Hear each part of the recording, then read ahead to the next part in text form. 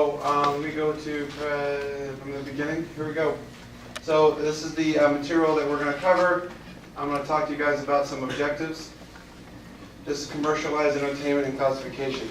Kind of like marketing a little bit. Also, we're going to talk about some different genres of video games. And I know we talked about that a lot in the past, but they haven't focused on some of these also. Genres, also the history of entertainment. What was the first type of entertainment we ever had, and how was it evolved into what it has today? Commercialized entertainment also, and what toys are an example of a video game, and what are an example of what not. A life cycle of experimental to mainstream, marketing, and the USP, which is unique selling point. And the last thing is target market. What kind of what are we looking for when we make our video game? What kind of audience are we focusing on? Okay? Now, for video and audio effects, okay, we have the three main categories of a computer software entertainment. Video and audio, video games, and digital toys. Those are the main types. We're going to kind of talk about mostly with video and audio right now. Okay? Simply, what is media? And for you guys, your version of media versus my version versus your parents' version versus your grandparents, the media evolves. Okay? Has anybody gone over when the weather's cold and your parents or you go in the backyard or in an area and you have a fire pit and you just kind of sit in the fire pit and you just kind of go around it? Has anybody done that? Okay? That's a form of media, believe it or not. Back in the caveman Neanderthal days, that's what they did to have fun. When they had fire, you stared at fire and you just talked and had fun, and that was your version of media. Okay? As things got bigger and better, technology, the circle of life, it kind of became more with entertainment with the Colosseum over in the Roman times, where they were having people fight each other. Well, that was a version of entertainment. Fast forwarding to where your grandparents or so, with the creation of the radio. And people sat in their living rooms, just listened to one channel on talk radio. And there was audio effects through that. That's another form of media. Eventually it became a TV, it's a black and white TV onto color with only 4 or 5 different stations. NBC, ABC, CBS, and maybe a news channel. But those are the only stations that were available. And it was on a black and white TV. Leading toward movies, theater. Nowadays, of course, we have video games.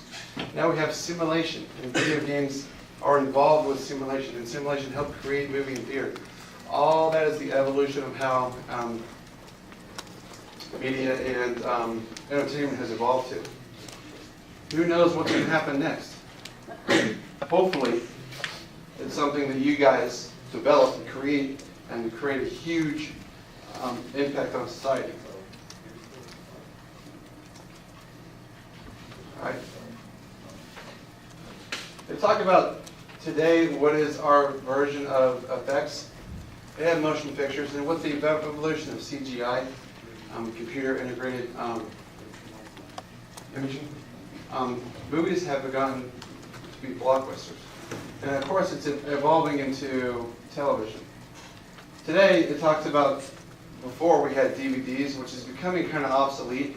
And I'm going to show you a quick chart of how obsolete it is to some of the entertainment that you guys have in the past. But radio used to be the big thing, and then became TVs, and DVDs are kind of going away. Replacing DVDs are just not having the song. We have websites and media such as Pandora and what's that? Spotify. You guys use Spotify? All that stuff is a good way to have those songs. You pay a subscription, maybe $10 a month, and you have access to all these songs instead of having to pay $1 per song. I kind of went into how television was big in the 40s, and then broadcasting with only a couple of programs a day, and radio stations with music format. All of that is just in the past, which we are better now because of it, and we use it to our current form of entertainment. But we have to recognize that today, some of that stuff is obsolete. You still use it, just not in that old school kind of format.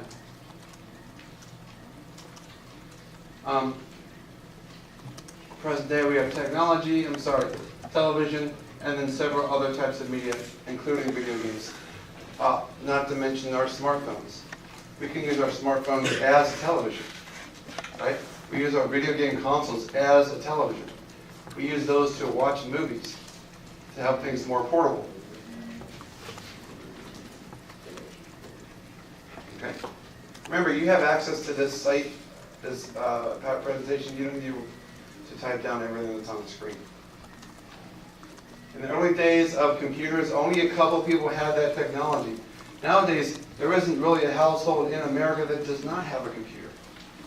Most of the world, I'm not sure of the data, but I would say a good 40-50% has access to, of people have access to computers on a daily basis, whether it's at home, public libraries, and so on.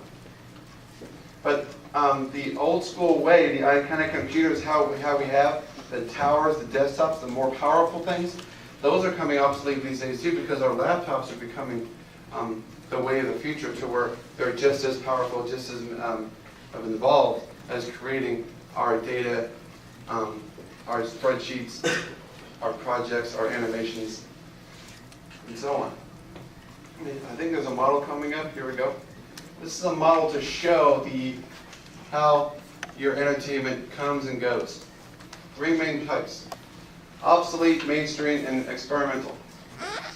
Obsolete are the oldest. Mainstream is what's going on, and experimental is what's going to happen in the future.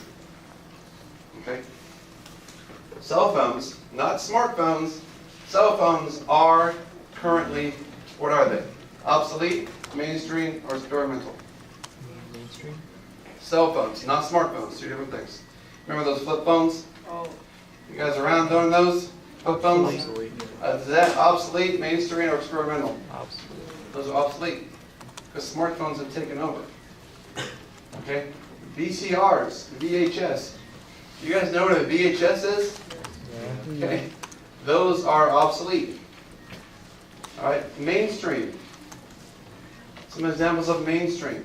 Can anybody give me a good example of a mainstream? Yes, sir. A game console could be considered mainstream, especially because there's so many different parts you can do, so many types of entertainment you can do with a game console. Also, experimental on mainstream now is also smartphones. Okay, which we have. Most of us have them, where we have access to them with a touch screen. Experimental would be coming up. All right, I would say jump drives and thumb drives. Those are kind of mainstream, but they're kind of becoming obsolete because of online storage, which we have through Google Drive, Cloud, and all that kind of stuff.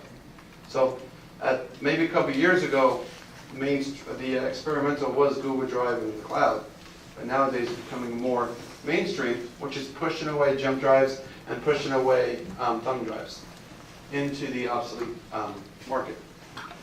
Just like these old discs, I think there's 3.5-inch and then 5 1/4 discs. Anybody ever had touched a 5 1/4 disc?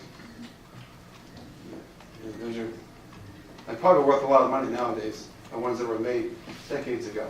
But those are crazy obsolete now, just because of all the new types of storage that we have. And the reason why we have all these new types of storage is because all of our files, all of our stuff is just more memory. Nothing will fit on there anymore. It's because we have so much power on what we can do through our computer usage. Now, video games, remember I talked to you before last time, that video games are something that has a game, but it's also electric. You got to have that monitor, okay? Or something to have a visual part. There's 3 major parts to make a video game. You got to have the rules, you got to have a goal, and you have to have a victory.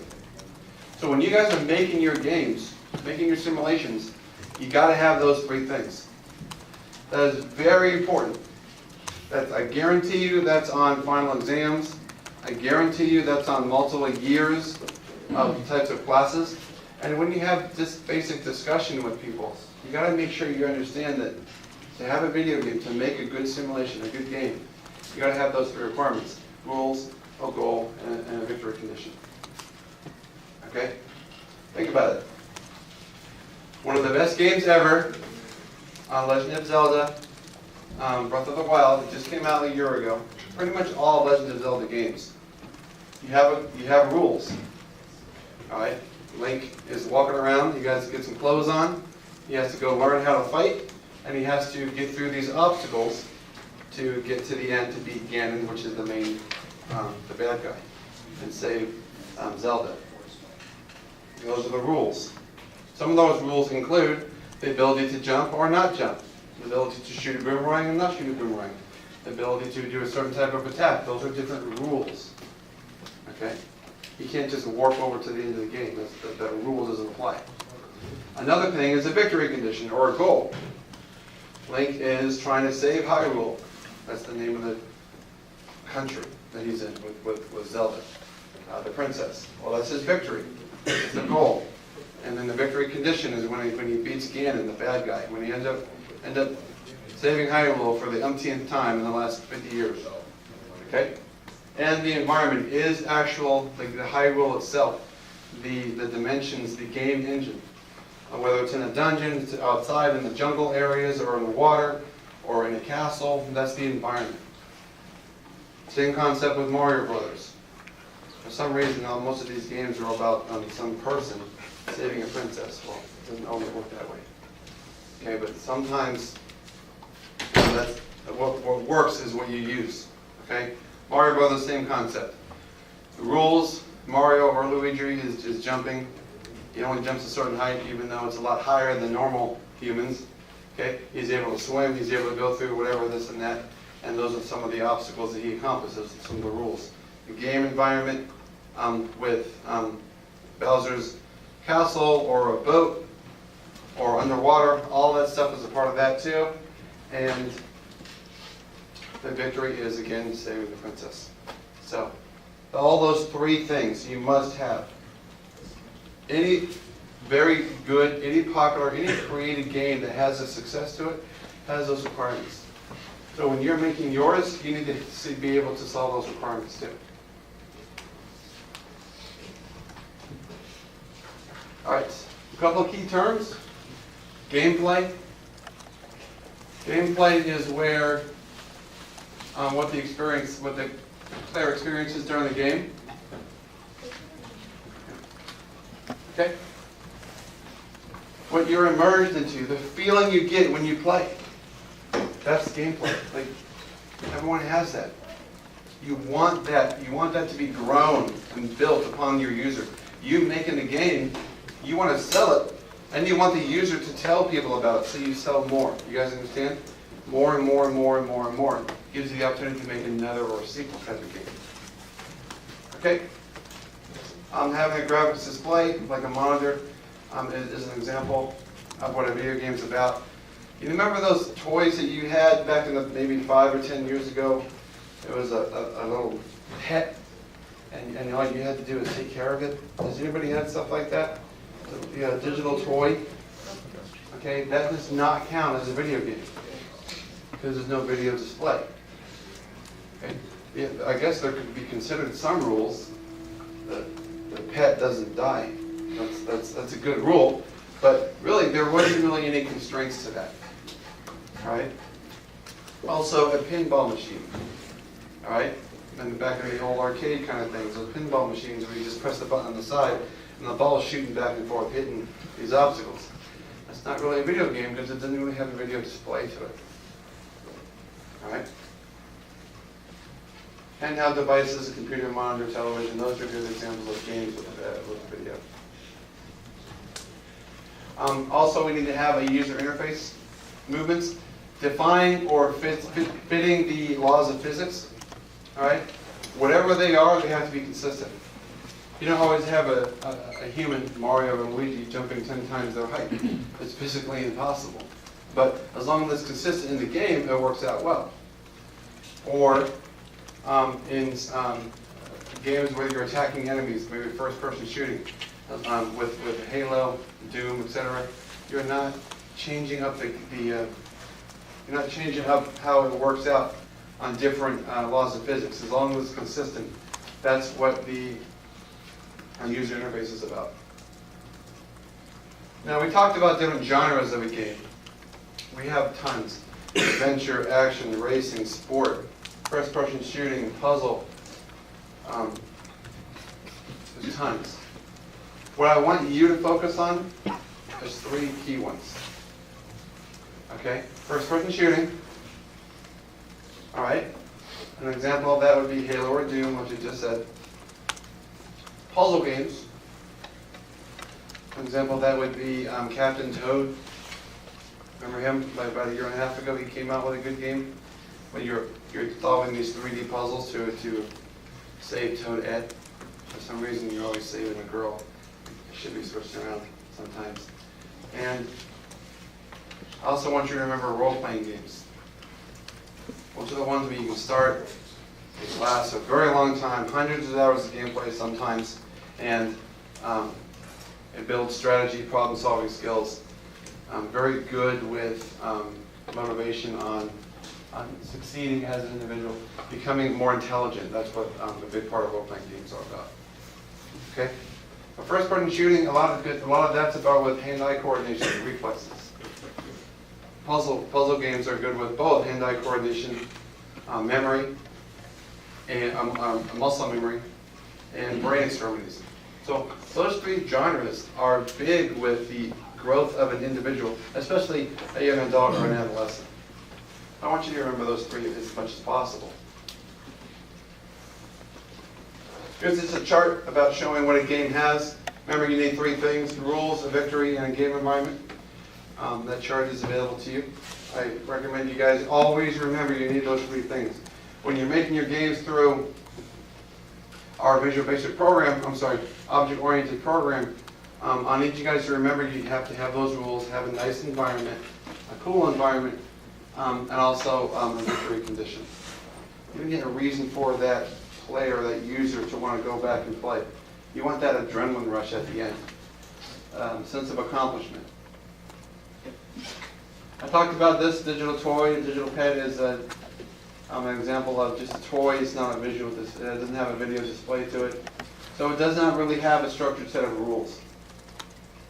There isn't really an objective other than just a companion, which works. It's a good game. It's nice to have, but it's not relevant to video games or simulation. Now, the next part is marketing. You need to know the type of people that you're selling your game to. You're making it work. What is your target audience? That's the key term. Your target audience. I'm going to show you a chart in a couple minutes. All right. If you have a game, you're making some kind of simulation, and it's in space, and you're this hero, and you have all these weapons, and you're from the Earth, and you're destroying these really bad alien people who want to destroy the galaxy. All right? And there's a lot of blood and gore and nightmarish images. You really don't want to sell that to a 5-year-old. You guys agree? That doesn't really work out too well. So your marketing plan, your target audience, should be that more mature type of audience, type of people. All right? On the other side, something to do with Disney and Minnie Mouse boutique and making fluffy, flowery images and nice things to give to friends. Very positive. That's a nice thing to give to sell to 5, 6, and 7-year-olds. Right? The 35-year-old gamer with a game room in his basement isn't really worried about making a Minnie Mouse boutique as a video game, right? Unless they're doing game testing. So the target audience is very important to remember. The age, very important. Even the race and ethnicity is important. There's a bunch of research on how the different types of cultures focus on different types of genres. If you're selling to a certain country, you want to gear toward that audience. Okay? Some of the things that you could do to help market your game, they talk about television commercials, email blasts, which I think is kind of going away because people usually see random emails as a burden. You always have to press delete and you have to go click on the unsubscribe button. Products on websites, you see those advertisements. Also, brochures, magazines and stuff like that. We don't really see those too much these days. But another thing that's going on lately is through social media, whether it's through Facebook and Snapchat and Instagram and Twitter, you have these advertisements, right? And those advertisements that kind of show whatever it is you're kind of doing, but it's another thing that's related that they want to try to buy. You guys know what the most form of marketing is? And it's free. Anybody have any idea? Yes, sir? Ads. Ads are not free. Close though. Yeah. Word of mouth. Word of mouth, exactly. Give the guy a prize. Word of mouth is free. It doesn't cost anything. Communicate with other people. By far the best type of marketing. Because if he makes a game, or if he's playing a game and he loves it, he's going to have friends that are going to be game players too. He's going to go talk to everybody about it. And that guy, that person, that girl is going to want to go buy the game. Word of mouth is the best thing ever when it comes to marketing. Okay. A unique selling point is something also that is important when it comes to gaming. PlayStation did this a little bit ago. They had it to where, I think Xbox too at some point, where they're having their games be able, their game system consoles to be able to play DVDs. Is that right? Mm-hmm. Good for them. That was a good, unique selling point. Nintendo never did something like that. Of course, you can do DVDs on PC gaming, just through your computer. But that was a unique selling point, and Nintendo never went through that. Nowadays, DVDs are kind of becoming obsolete. Remember that chart we saw earlier? We don't really have DVDs anymore. We see a movie, great, we saw it. If I want to see it again, I'm just going to go on Netflix or some kind of video streaming and watch it again. I don't want to have it sit in my entertainment center collecting dust. Okay? Also with unique selling point is being able to have the creation of that game. You own the rights to the game. Microsoft is the king of this. They own Halo. No one else has it. Halo created Xbox. Alright? Of course, Nintendo has all the Super Mario Brothers characters, and no one else owns them, but that's a unique selling point. Nintendo used it as a family environment. Alright? Xbox, PlayStation has more of a deep graphics and sound and editing. Very, very sharp. And that's a different selling point from Nintendo to those guys. Whatever the market is what they're what's going to work out for best for the buyer, the family, and the culture. I talked about target marketing, gender recognition. Think about your game and how you're going to promote it before, during, and after the game development. Guys, you're learning how to make video games right now, in the last month or so. When you're making your game, you want to think about who you're trying to get your game to sell for. Who do you want to play it? Okay? You have to think about who you're promoting it to. You can't have things on there that are that could be demeaning to a different race or a different sex, a male or female. You can't have that stuff because you're going to get some negative publicity, and that publicity is going to go all over the web, social media, and it's going to kill your product. So those hundreds of hours, dollars, thousands of dollars that you have spent on making it gone away just because you have offended somebody or made an offense on some kind of culture or race or ethnicity. And that's very important that we remember. You can't do stuff like that. Okay? Here is a great chart to show marketing of a game, and this is kind of for everything, not just for video games. In yellow, you have the whole population, everybody in Earth, all right? In blue, you have gamers, you guys, your parents, new friends, stuff like that. Potential customers. All right? In orange, you have current customers. People who currently play video games, buy video games. You guys get your parents to buy them for you, or you do chores to get money to go buy games. That's you. You're a current customer. New customers are people who game makers want to come into the market. Go ahead and think. New customers have not played games before. They don't know what they want to do. They're young. They haven't become old enough, or they're new to a certain type of the country or different part of the world, and so gaming is more involved. Those are new customers. In the middle, in green, is that target market, which has the population, has potential customers, has a few of the current customers, and has a few of the newcomers. Target market is who you as developers, not just for gaming, but for whatever your career is. Target market is what you are gearing toward. Okay? You want, if you have a product, if you want to be an entrepreneur, creating whatever it is you create, you got to be able to know how to get to that target market, how to push to get them on your side. Green is good. That's what you want. Always remember that. Green is good. Okay? Just to review a little bit, different genres of gaming. What genres are being played more than others. Some marketing methods. There is the emails versus the advertisements versus what you talked about, or you mentioned word of mouth.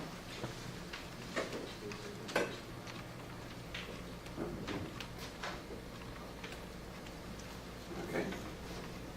And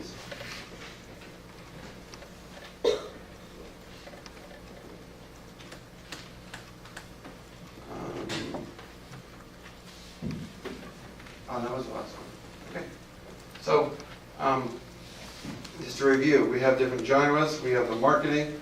We have commercialization. The chart about obsolete all the way up to old and new being success, the mainstream chart.